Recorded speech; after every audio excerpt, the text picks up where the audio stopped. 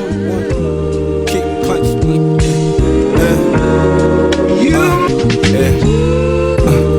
Lately I've been feeling like Bruce Lee. I don't mean that loosely.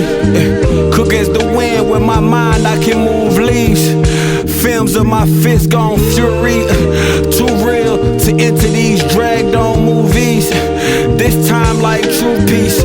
Ready or not, how many mics it take to heal a Fuji?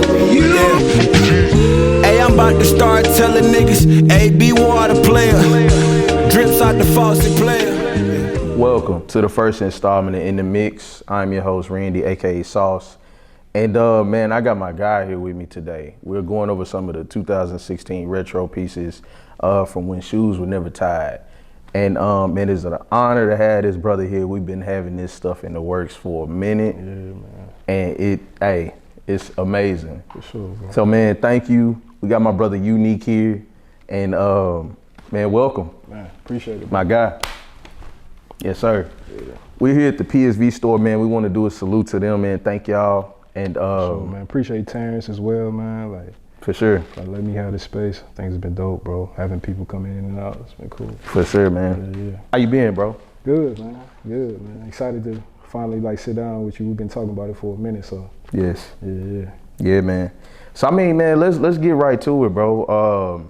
You got some of these beautiful pieces, such as right here, and we're in the PSV store, and you came and did this exhibit. Mm-hmm. And when I first came here and seen this, you let me know that these were some of your retro pieces that you first started with. For sure, yeah. So like, could you give me like a little bit of backstory into people just growing up and how this whole journey and these first pieces came about?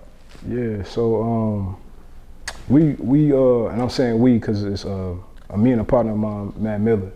Shout out to Matt Miller if he's watching. But I came home from college and found out that he was into photography, man. I had no idea because in school he was just kind of like a clown, man. He just kind of wild dude, liked to have fun. And so when I came home, found out he did photography, and we were just like talking, man. It was just like, let's collab. And so he introduced me to what was photo compositing. And I knew of it, but I just didn't know the actual term for it. Mm-hmm. And so once I seen it, I was just kind of like, yeah, man, like that's similar to like what Nike does with their ads and stuff like that. Yeah. And so, you know, we just started talking, and I was just like, man, let's do sneaker art. And he was kind of like, what's sneaker art, man? I ain't never heard about that. So I educated him on what that was, and we just got to it, bro. In 2013, we did our first piece, and just it kind of snowballed from there. You know what I mean? For sure. Yeah. So, like, let's get a little bit into you. So, when you first started, like, when did you realize that you actually had that gift? Man, probably somewhere in middle school. I think like growing up in grade school, like I always knew like elementary, like I could draw, but I didn't really start taking it seriously until like maybe like my junior year in high school. Mm-hmm. But like early on, I kind of knew that I was nice. I could color inside the lines. Yeah. You know? I could draw little characters and stuff like that. But yeah, it was probably like elementary when I first started figuring out like, okay, I got a little. This might be something I could fall back on later on, you know what I mean? Yeah. So like when you went into doing these pieces, were these the first like official pieces that you did at the time? At that when you collabed? Yeah, for sure. So like the accident waiting to happen piece was the first one we started with. Mm-hmm. And so that's the one that has the snake wrapped around. Sneakers. My homeboy TC actually, that's him in a photo holding the sneakers up. And so we just tried it out, man. Like, wild story is like he was holding the sneakers up and I just felt like something was missing. And we just so happened to like look in the corner. Yeah. And it was a snake there. And we all kind of simultaneously just was like, yo, grab this snake. You know what I mean? Grab the snake, wrap it around the sneakers and just see, you know, what could happen. But it took us like 100 photos, you know what I'm saying, for that snake to finally, you know, act right. Yeah. And once we got it, man, I was like, oh, that's gonna be fire. You know what I'm saying? We could kind of see what we got. And once I went into Photoshop and did my thing, I was like, okay, we might have something. Like we can build off of this moving forward.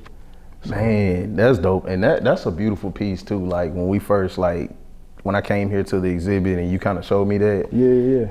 It was, that was one of them ones that I'm like, dude, like just how many takes did that like go with grabbing that snake? Like, did he even cooperate? Nah, like with those 100 photos? So we wiped the shoes down with like Lysol first. So it might have been some of that too. Keeping them from like, going the way we wanted it to. And I think the flash from the camera was really like tripping them out. So it took him a minute to calm down. And like I said, he finally wrapped around and I was like, yo, that's it, get it. That's fire. And so like I said, it literally take us like 100 photos just to get that one. But once we got it, I was like, okay, I think we definitely got something for sure. Was that the initial one that sparked this whole thing of being like, hey, let's go from here? Because from that, like before that, we didn't even really know what we had. You know what I mean? So that's fire. That's fire, man. So I've had the privilege of working with you personally, like with doing art, like for my podcast and stuff like that. For sure, And it didn't take me long to realize that like this dude is he's brilliant. I appreciate it. You really are a genius in the way that you like view the world, and you are particular about your art and just the differences between the two. I'm like, he's special. You know what I mean? Yeah. But at that early age, like where you were talking about like getting into like embracing your artistry, was there anyone or anything that sparked that? Man, it's a number of things I think that kind of like sparked that or inspired me to go on that path. I mean, we could probably be here all day talking about it, but I mean, I was a huge Michael Jackson fan, so like I think that in a way, like he kind of like opened my mind up to like creativity, because I was seeing him turn into like a Black Panther, like spinning into gold dust and stuff like that. Even turning into a car, a robot, you know what I mean? Like, so that's one aspect. I think some of my art teachers along the way kind of encouraged me when they see me, draw well. They were like, hey, I don't really lend this book out to people, but you know what I'm saying? I see where you're going with it. Like, here's this book, check this out. Or, here's some reference photos. Let me see how you can draw these type of things. So for sure. I think it's that. And man, if I'm being honest,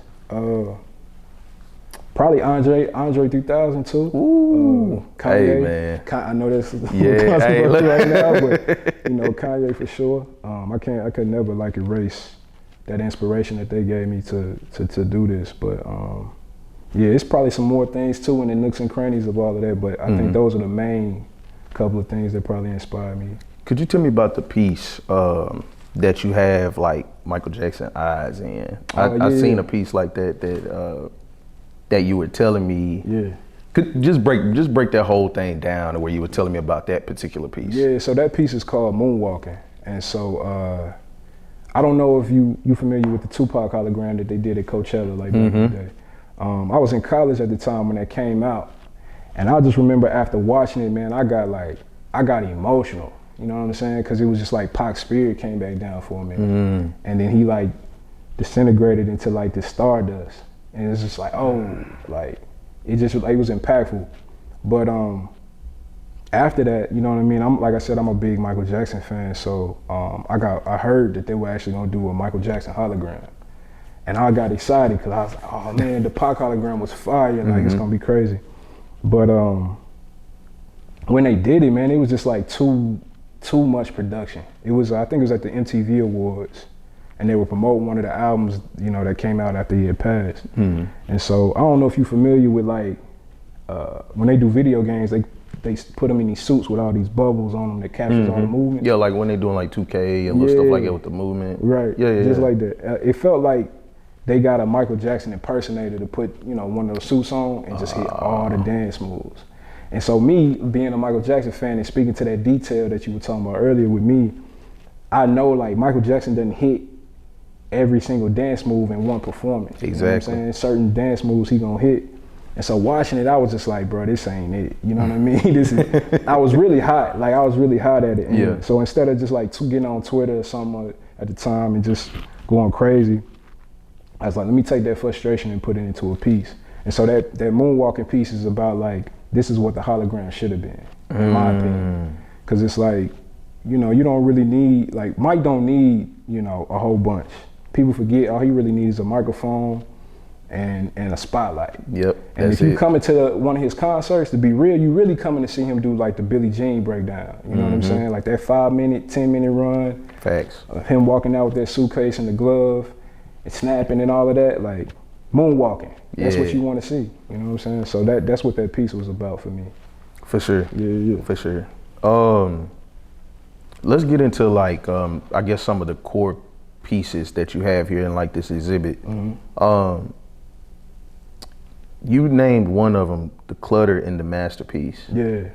Can you tell me about that? Yeah. Cause that grabbed my attention too when I came here. You know what I'm saying? Like it was real beautiful, and like what stood out to me is like the rubber band ball and all of that. Right. And I remember asking you like the significance of those particular objects that you placed in that piece.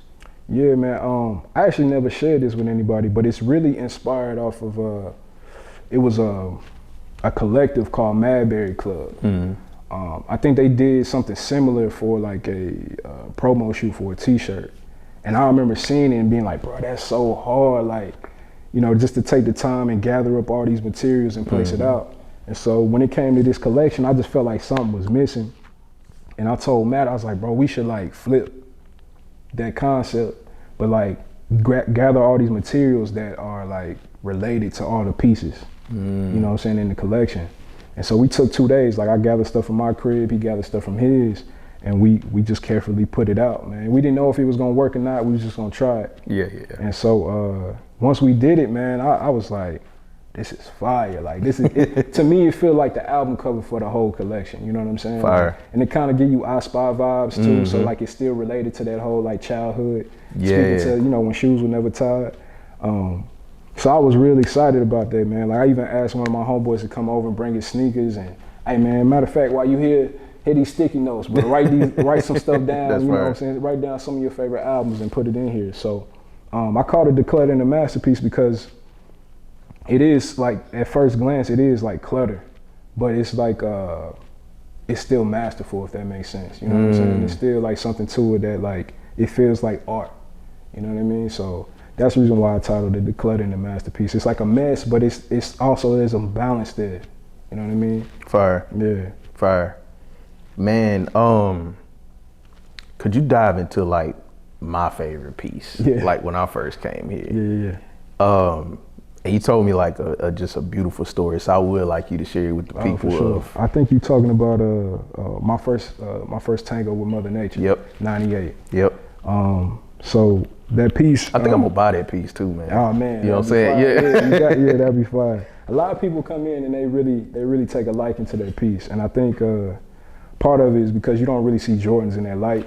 You know what I'm saying? In that nature element. So yeah, like in 98, I was 5, man. So I was supposed to be going to church. My mom was getting me ready to go to church, but my pops and my cousin were actually getting ready to go fishing. They've been planning this fishing, like, hey, we gonna go kick it. And so I begged them to go fishing with them, man. Like I begged them, and they finally let me go. My dad wasn't trying to do it because he wasn't trying to be in daddy mode. He wanted to go out there, drink him a couple beers, and just kick back and chill. He chilling. And so they allowed me to go, man. So we out there. And I was just being a kid, bro. I'm 5, you know what I'm saying? I got my hat on. My hat done fell in the water. I'm throwing it in the water. I'm smacking the water. Yeah. My dad, boy, come on, man. What you doing, man? Come on, chill out. Sit down. Look, here go this. He trying to distract me, you know, give me something to play with. And eventually, man, he just got fed up because they couldn't catch nothing. So he called my mom. She at church. You gotta come get this boy, man. He wilding. Like we can't even catch fish. So as we leaving, man, we walking up like this it's almost like a hill, like this creek or whatever. And we get to the top of this hill and we realize, well, my dad finally realized that my shoe had fell off. He like, boy, where your shoe at? So we go back down, we find the shoe, and you know, we end up finding the shoe or whatnot, but that piece is about if that shoe would have stayed there. You know what I'm saying? I never would have found it, and the woods just kind of like took it over. Yeah, you know because it's something like symbiotic with like if you do leave something with it, them plants will start growing around it. Like it'll take form into. For sure. Yeah, and what's fire. cool about it too, man, is that those are the Jordan 8s. So it's like, you know, my approach to sneaker art is never from like a like regurgitating what the brands put out, but it's more so about like my personal perspective on it, or like where my imagination goes when I see a shoe. So I just thought that would be cool, man. I was like, bro, you never really see that, and that was something that me and Matt talked about early on, about like making sure that every piece really came from a real place, but also like that we didn't cut corners on the ideas. Like everything was strong, you know what I'm saying? And that's one of the things that I'm real proud that we did, because all these years later, like I said, this works from 2016.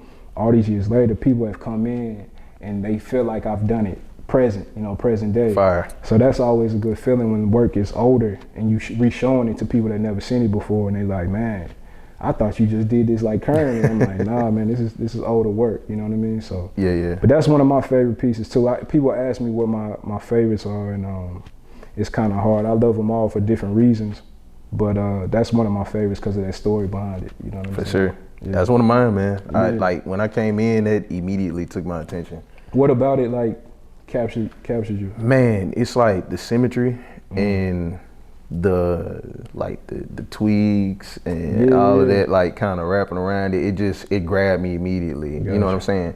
Especially with that white background. For sure. It just took me. You know what I mean? For sure. No, I get that. But the next one that I did, like, and then we can get into like a little deeper meaning of you know, the symbolism behind like why that particular piece is important to you, and that's the Triller one. So when I first came in, I definitely looked at that one. Yeah, for sure. You know what I mean? Yeah, for sure. So for sure. Obviously, it wasn't too hard to see where you were going with it and what it was inspired by. Right. But give us a little bit of, you know, background on that one. Man, like I said again, bro, I grew up a big, you know, Michael Jackson fan. I'm talking about like my pops used to record the HBO concerts that he did on VHS, and I would just sit back and replay them and stuff like that. So we used to have like a down the street, it used to be a movie rental spot next to a Texaco gas station, and every weekend I would go and I would just rent like Michael Jackson documentaries of That's fire. The American Dream piece. So that's where that comes from. But when I seen those shoes, man, it's those are the Ferrari. I think they called I remember the Ferraris, but Ferrari Reds. Yeah. 13. Yeah. And I just seen it, man, and I was just like, I see Thriller. You know what I'm saying? Hard, I see Thriller. And that's what I love about this, bro. It's like nobody else would have looked at that and took it that way. You know what I'm saying? They probably would have did something that was something like car related or whatever. But I seen the yellow emblem on the Jordan emblem on the sneaker, and I was just like, man, if I take two of these and cock them a certain way, I can get the two eyes. Like when he turned into a werewolf. Yep. That's right. And I knew I could extend the soles down to create the detail of the jacket and just use the material, you know, to build it out.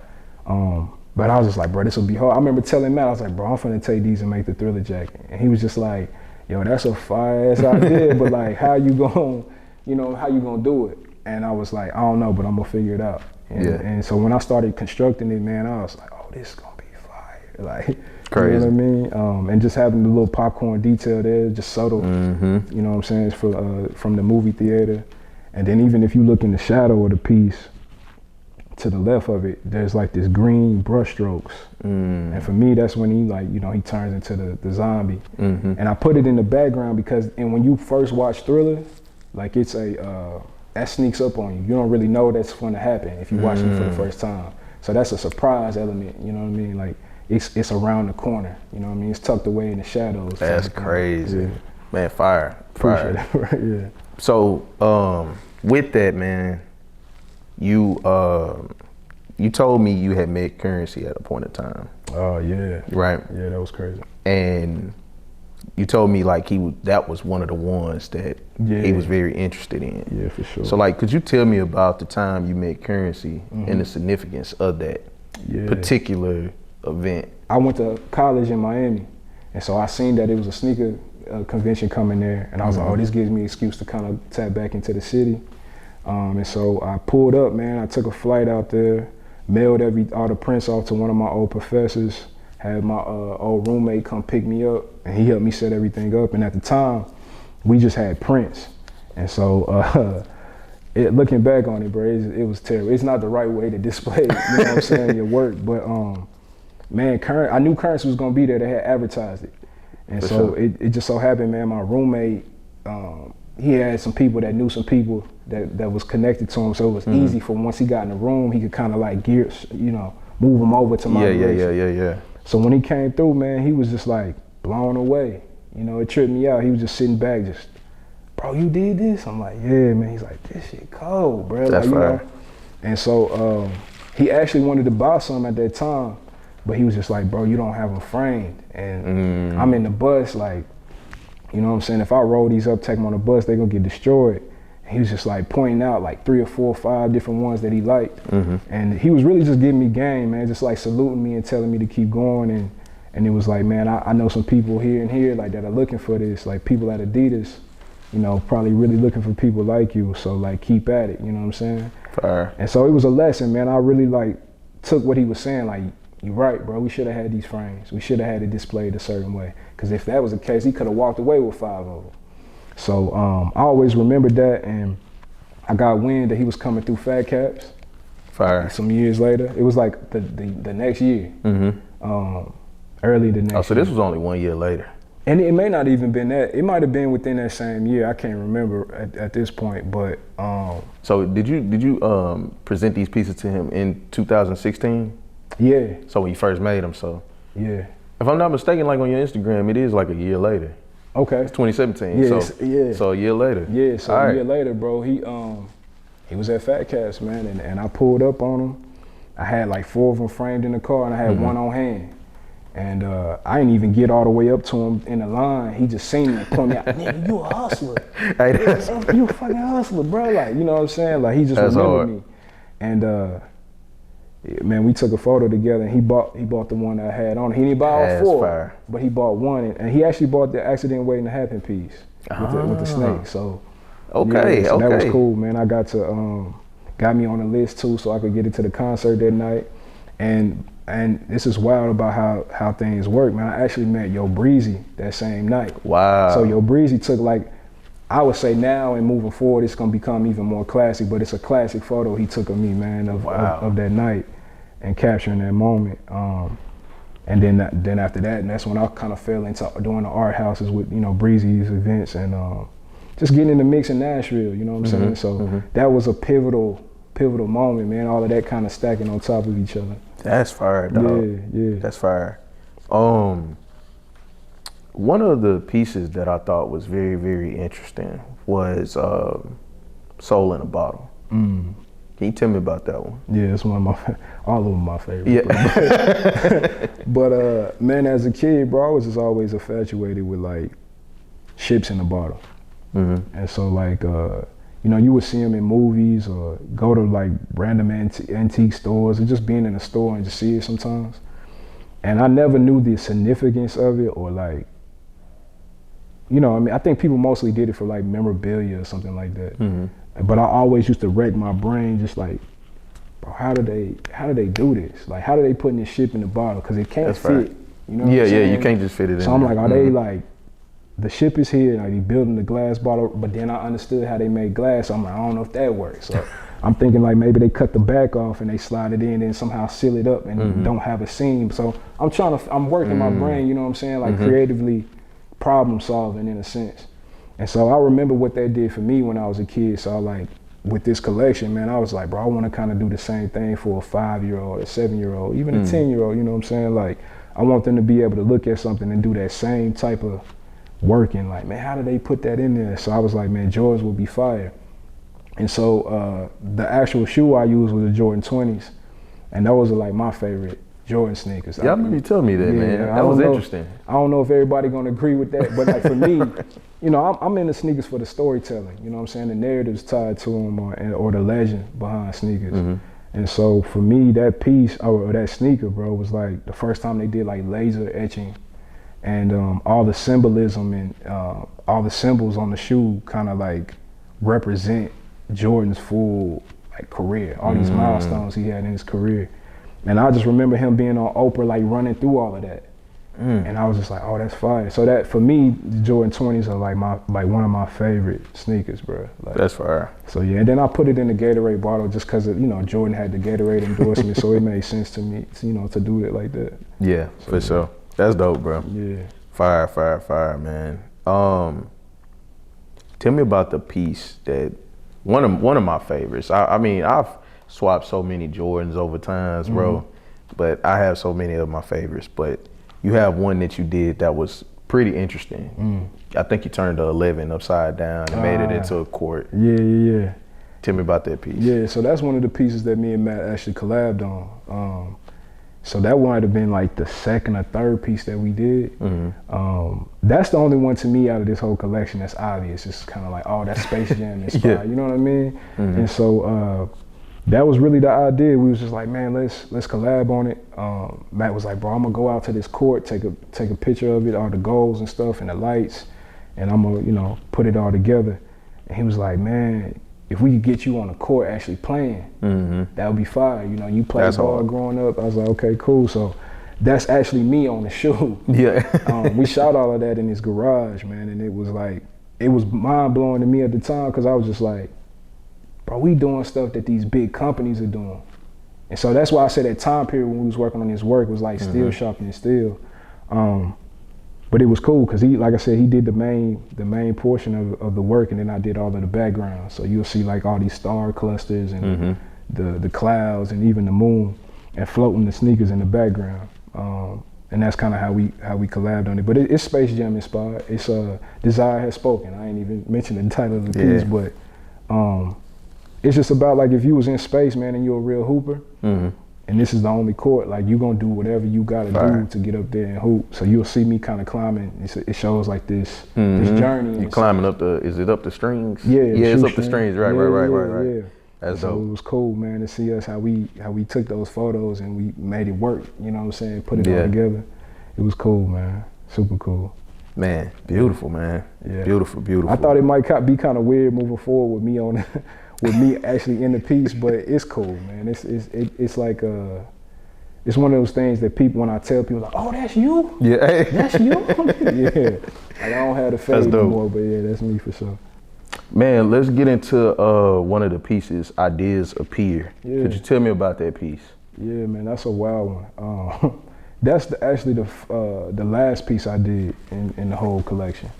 I was just scanning over everything and like realized that it was just kind of more masculine, and I wanted to create something that was more flowy and more feminine, you know what I mean? And when you think about creativity, it kind of had, you know, it's more feminine side of things. But, you know, if you look at it on the left side of the piece, it's like this ceiling texture. So you have like popcorn ceilings, and then you have this other style of texture. And the two homes that I grew up in, the ceilings, bro, I used to look up at them at night and just like find objects and images in them. And I would like, you know, when my homeboys would come through or my cousins would come through, I'd be like, hey man, can you see something? They'd be like, bro, you wow, you crazy, this man weird. And so that's kind of like when I first realized that like, maybe I'm a little bit different, you know what I'm saying? Maybe I have this ability to see things that other people can't see. And so that's what that piece is about. It's, you know, you see that it's got like the fire, the smoke detector, you know what I mean, in the piece, and then also the vent, the air vent. And in the piece, you see kind of like images throughout it. You know, it's like maybe 4 or 5 images in there, faces. And so you see like this kind of like explosion of creativity. You know what I mean? You have like some flowers, some roses kind of floating in the background. And so for me, it's kind of weird. Like I thought it was kind of weird at first when I did it. But man, people been loving it when they come through and check it out. And then once I tell them the, you know, idea behind it, man, like they really like take to it. So I really like that piece, man. It gave me like initially, like I gravitated to the ceiling, like you said, in the smoke detector. But it really gave me like Love Below vibes. Oh, that's fire. Yeah, it gave me them kind of vibes, man. That's fire. That's some foreshadowing. You know what I'm saying? Like, there's some stuff I'm gonna do moving forward. But also what's cool about that piece, I thought about it, is that you have like on the bottom, the sole of the shoe, you got a ceiling texture. So this is like this juxtaposition of like, normally what's beneath you is like You know what I'm saying? Like you kind of like That's hard. You did. So that was one of the parts that I was like, oh, bro, this is actually it's cool once I break it down. It was a little weird at first, but I think after I put it together, explain it or whatever to people, I think they really like rocking with it. Beautiful. Yeah, man. It's one of my favorites too. It's a little weird, but definitely one of my favorites. Yeah. For sure. Man, so let me ask you. So, as an artist in hindsight, when you're going back and looking at these pieces as your first installments to the legacy and the journey that Younique is imprinting. Yeah. Have you found beauty in the mistakes? Yeah, for sure. And I wouldn't even so much call them mistakes in these particular pieces. I think that it's just that I've grown. My skill level has grown, you know what I'm saying? So like, I see certain things and I'm like, oh, okay. I know how I could have did that a little bit better now. Yeah. But I mean, bro, I look at the work and it still hits to Facts, me. You know what I'm saying? Sometimes it don't do that for an artist, the person that actually and that's what I wanted to tie into is like how you constantly challenge yourself. It's like when you're thinking in a creative space, I don't want to necessarily say nothing is good enough, but you constantly challenge yourself. Yeah, and I'm the worst too, bro, because I'm like my worst critic, bro. It's my Achilles. It's the thing that makes me, good at what I do, but also can be a hindrance too, because it's like so much detail that I'm paying attention to that everybody else don't really even see. Yes. You can show somebody something and everybody's like, oh, that's fire to me, and I'm like, it's trash, terrible. It's absolutely terrible. So like, but yeah, with this work, man, I can really enjoy it, and like even now, like I can still see the things that I can improve on. But for the most part, bro, it still hit to me, and that's the thing I get excited about. And I'm glad that like I said, we took our time with it, made sure that we didn't cut no corners. Everything came from a real place, so that it can still hit. You know what I'm saying? All these years later on, you know what I mean? Facts, man. So, yeah. And I want to tell you, man, like these pieces have aged well.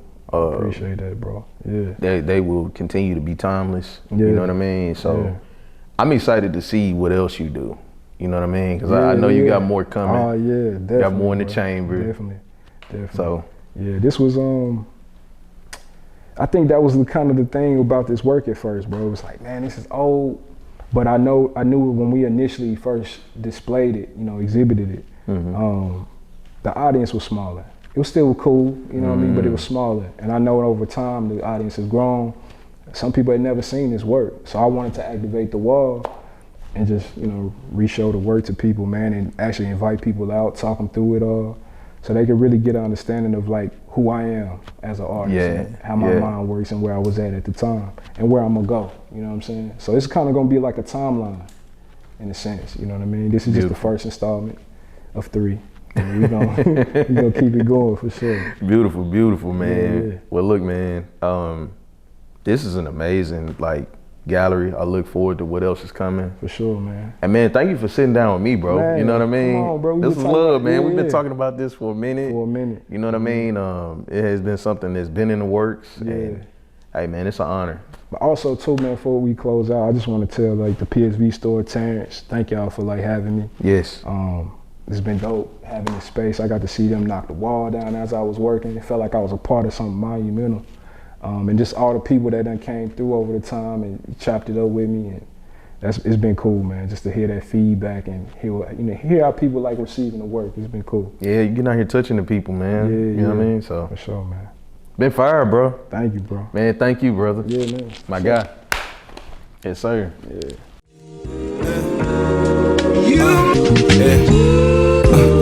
Lately I've been feeling like Bruce Lee. I don't mean that loosely. Quick as the wind, with my mind I can move leaves. Films of my fist gone fury. Too real to enter these dragged on movies. This time like True Peace. Ready or not, how many mics it take to heal a Fuji? Hey, I'm about to start telling niggas, hey, be water player. Drips out the faucet player. Them add up the cost player. Mad up the losses player. Reflection, you got a friend in me. This level was hectic, special and tough indeed. How many licks it take to get to the center? it take to get to the center every night? A new power up when I work with it. Jean Grey, I'm cool than a motherfucker.